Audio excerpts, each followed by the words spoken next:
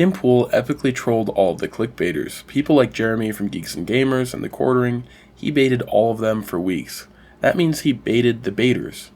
He is the master clickbaiter.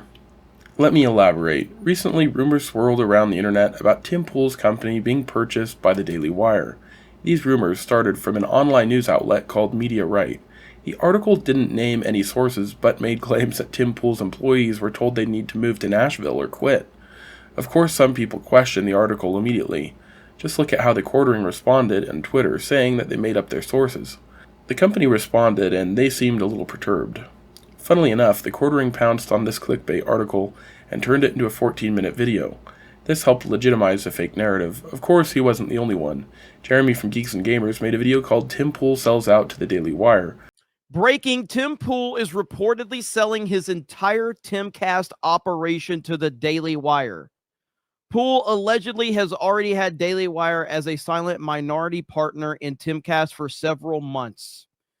So this is big news for many different reasons, because I mean, what is this going to mean for Timcast and all of that? I personally, like, listen, man, I am not going to hate on a dude for getting his money. I'm just not going to do it.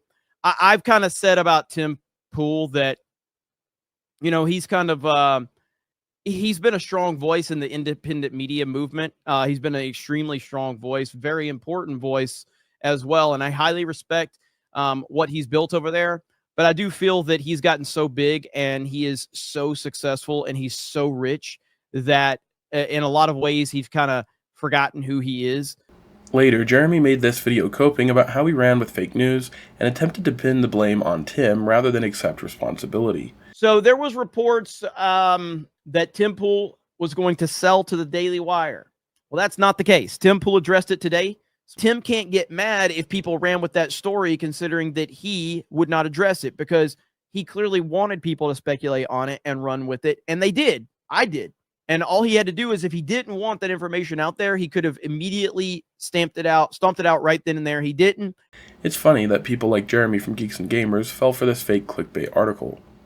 Now, I don't care if random internet speculators toyed with the idea. At a certain point, I wondered too. There is a difference, though, between private speculation and creators running with a fake story for clicks. The first circumstance which lent credence to the story was Tim Pool's meltdown a few months ago, back where he said he might end his show for his employees' inability to do their job and his inability to manage them. And this strong possibility that the show is over. Strong possibility. Second, a bunch of unnamed sources claimed Rhett Cooper was going to be fired and covertly replaced by her producer. This made the public a little more likely to lend credence to articles with no sources. As people with no sources said for months that Brett Cooper was leaving the Daily Wire, that there was a fallout between her and her best friend Reagan, and a lot of circumstantial evidence proved that at least many of those rumors were true. Brett Cooper herself even came out and said that many of them were too. Hey guys, some of you have heard the rumors online, and the rumors are mostly true. Many people like The Quartering tried to prematurely milk this drama too. Tim sided with the Daily Wire after Brett Cooper's departure, and some claim that he was siding with them because he sold out. And as I previously mentioned, Tim also baited all of these clickbaiters. He did a part in fueling the flames of these rumors. He trolled a bit with folks on Twitter who claimed he was selling out to the Jews by posting this. He also made this long-winded post about a big announcement. Reading this, at first, you might think that it's about him selling to the Daily Wire, but when you get to the end, it's just about his garden and chickens. Then he announced that he'd be taking some time off from the internet for a big announcement. And this is when I started to wonder if these rumors maybe are true.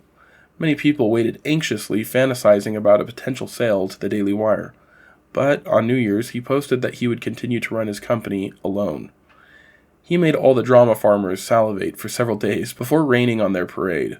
Of course, this may have also caused some fans and speculators frustration too, but I find it hilarious.